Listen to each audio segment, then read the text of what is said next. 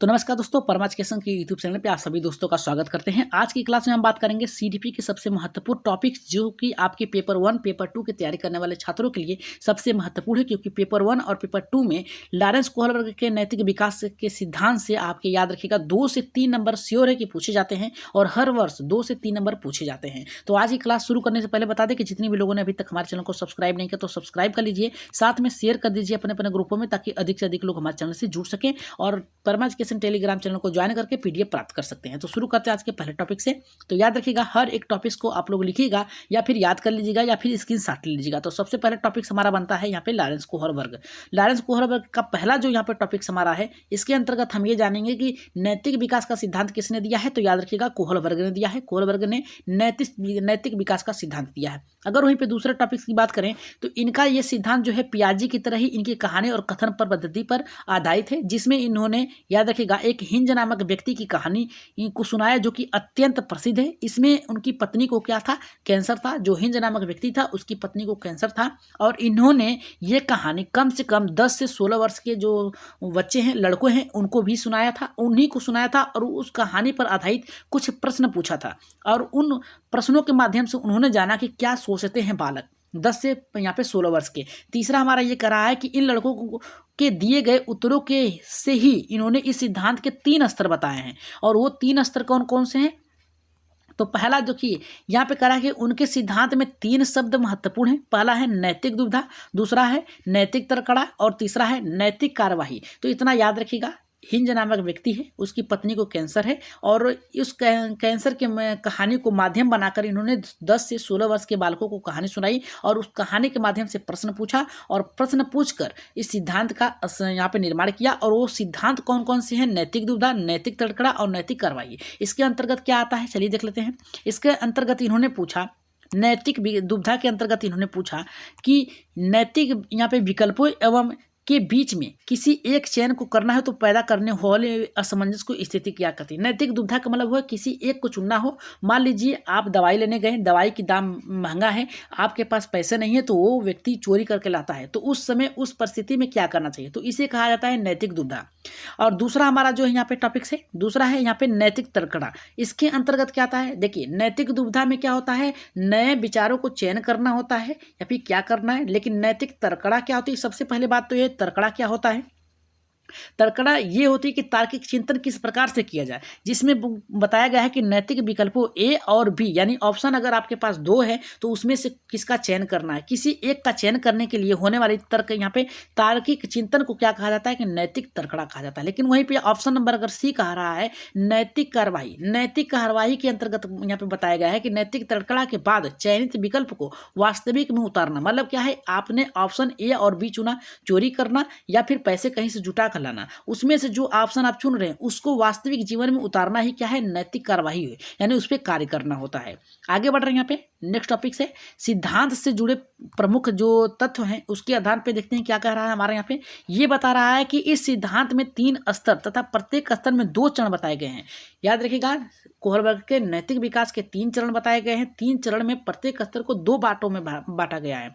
Next हमारा यहाँ पे कह रहा है कि कोहलबर्ग मानते हैं कि उनके 6ठे चरण में पहुंचना बहुत ही मुश्किल है, यानी नैतिक विकास के चरण में 2-3 स्तर हैं, तीसरे के लास्ट वाला जो चरण है उसके 6ठे चरण में जो पहुंचना है वो बहुत ही मुश्किल है। दुनिया में लगभग केवल 4% लोग ही पहुंच पाते हैं, जैसे कि गांधी जी, अब्राहम लिंकन, यही केवल व्यक्ति जो थे यहाँ तक पहुँच पाए हैं। और यहीं पे बात किया जा रहा है कोहलबर्ग के सिद्धांत में नैतिक चरणों के पर निर्भर होती है, या नैतिक चरण यानी किस प्रकार से आपको कार्य करना है और समाज को लेकर चलना है।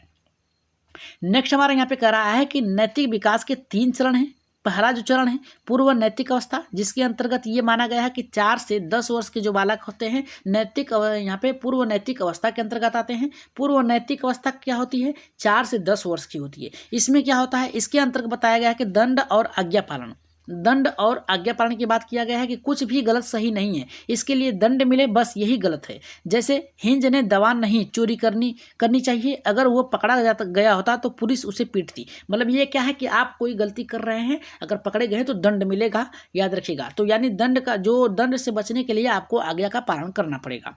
नेक्स्ट हमारा जो चरण है यहाँ पे इसके अंतर्गत बताया गया है व्यक्तिगत और नियमित यानी आंतरिक सापेक्ष नैतिक की बात की गई है। इसके अंतर्गत बताया गया है कि यह इसे सहायक उद्देश्य प्रमुखता भी कहते हैं तथा इसे जैसे को तैसा यानी जैसा कार्य है वैसा ही करना तथा अपना काम बनता भाड़ में जाए जनता की नीति पर लागू होता है। अगर कोई काम करना गलत भी हो तो उसे कर लेना चाहिए। अगर कार्य करने से अपना फायदा होता है तो जैसे हिंज ने दवा को चोरी कर लेना ही उचित समझा था तो चुरा लिया दवा भी चोरी कर लिया, दवा भी मिल गई और डॉक्टर को पैसा भी नहीं देना पड़ा। यानी अपना जिस प्रकार से कार्य बनता है उसे कर लेना चाहिए। आगे बढ़ते हैं यहाँ पे नेक्स्ट टॉपिक से जो है प्रमुख बिंदु इसके अंतर्गत ये बताया गया है कि इस स्तर में बालक में नैतिकता नहीं होती है, इसलिए उसकी जो नैतिकता होती है वो यहाँ पे करा कि उबारही सत्ता से मिलने वाली संभावित दंड पर निर्भर होती है कि क्या गलत है क्या सही है। अगर गलत करेंगे तो हमें दंड मिलेगा और सही करेंगे तो हमें पुरस्कार मिलेगा। नेक्स्ट जो हमारे यहाँ पे दूसरा नैतिक अवस्था, याद रखिएगा नैतिक अवस्था जो होती है, देखिए पूर्व नैतिक अवस्था जो होती है वो 2 से जो होती है 10 वर्ष होती है और यहाँ पे कह रहा है कि नैतिक अवस्था जो होती है 10 से यहाँ पे 13 वर्ष के लिए होती है। इसके अंतर्गत बताया गया है कि अंतर व्यक्ति संबंध भी इसे जाना जाता है।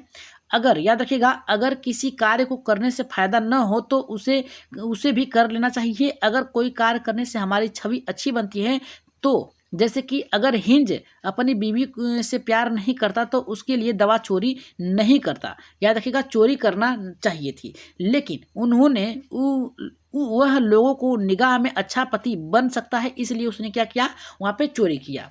आगे बढ़ रहे हैं यहाँ पे नेक्स्ट टॉपिक हमारा तीसरा है कि कानून एवं व्यवस्था, याद रखिएगा व्यवस्था अवस्था। इसके अंतर्गत क्या है कि इस अवस्था में सामाजिक क्रम में अवस्था भी कहते हैं। याद रखिएगा इसमें क्या होता है जो कि आपके समाज में किस प्रकार से रहते हैं, आपके ऊपर कोई लालसा न लगाए उस आधार पे आपको रहना पड़ता है।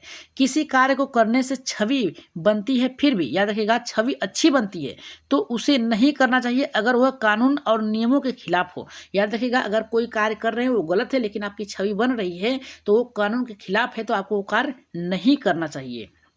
फिर भी दवा चोरी नहीं करनी चाहिए क्योंकि चोरी करना कानून के खिलाफ है। याद रखिएगा किसी का भी चोरी कर रहे हैं तो उसका वो नुकसान होगा, तो इस आधार पर दवा चोरी नहीं करना चाहिए।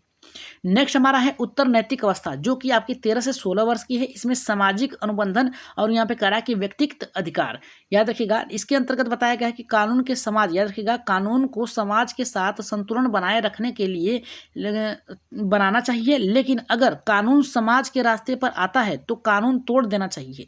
जैसे पत्नी की जान बचाने के लिए हिंज दवा चोरी करता है, भले ही वह क्या है कानून के खिलाफ हो क्योंकि अगर वह इलाज नहीं करा पाता तो समाज में बोलने लायक भी नहीं रहता कि तुमने दवा नहीं किया, इसके वजह से उसकी मृत्यु हो गई, इसलिए उसने दवा चोरी की और वहाँ पे अपनी पत्नी की जान बचाई। तो यह है उत्तर नैतिक अवस्था, यानी क्या है कानून के खिलाफ भी जाना पड़े अगर अपने कार्यों को करने के लिए तो किया जा सकता है, लेकिन अच्छे कार्यों के लिए। यहाँ पे कह रहा है सार्वभौमिक नैतिक का सिद्धांत। देखिए यहाँ से आपके एक प्रश्न बनता है, कह रहा है कि अगर खुद को कोई कार्य नैतिक दृष्टि से सही लगता है, यानी जो सार्वभौमिक है, अगर आपके दृष्टि में आपके खुद को लगता है कि ये कार्य सही लगता है और मानवता के हित में होती है तो उसे कर लेना चाहिए। यानी कोई कार्य है आपको अच्छा लगता है और लोगों की भलाई के लिए तो उसे कर लेना चाहिए, भले ही वह समाज या कानून के खिलाफ हो, क्योंकि मानवता ही सबसे बड़ी नैतिकता होती है। अगर कोई व्यक्ति मर रहा है तो आप पहले फॉर्म न भर के पहले उसका इलाज कराइए, तो ये होता है आपकी मानवता। हिंज की पत्नी की जगह अगर किसी और की भी पत्नी अगर बीमार होती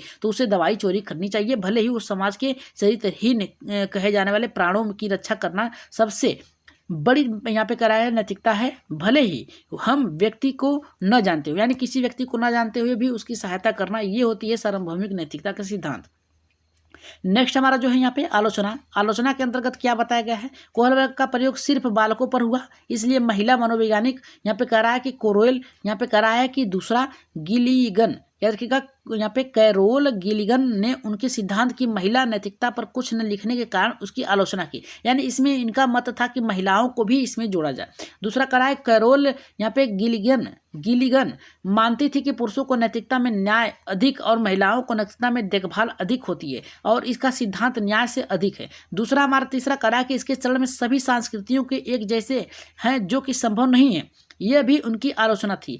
चौथा हमारा कारण नैतिक तकड़ा तथा नैतिक व्यवहार में कोहल वर्ग ने गहरा संबंध माना है जो कि हमेशा सही नहीं होता है, यानी एक दूसरे को एकदम घनिष्ठ मान दिया है। तो ये थी आज की आपके कोहलबर्ग के नैतिक विकास के कुछ सिद्धांत, जो कि आपके लिए बहुत ही अत्यंत उपयोगी था। ये पीडीएफ जो है आपको टेलीग्राम चैनल और यहाँ पे व्हाट्सएप पे आपको दे दिया जाएगा। तो आज की क्लास कैसी लगी, एक बार कोहलबर्ग के नैतिक विकास के सिद्धांत के लिए कमेंट जरूर करिएगा। कमेंट बॉक्स में बताइएगा कि अगली क्लास किस पे चलाई जाए। तो आज के लिए इतना ही, धन्यवाद। जाते जाते सब्सक्राइब जरूर करिएगा। आज की क्लास अगर बेहतर लगे तो लाइक जरूर करिएगा। तो आज के लिए इतना ही, धन्यवाद।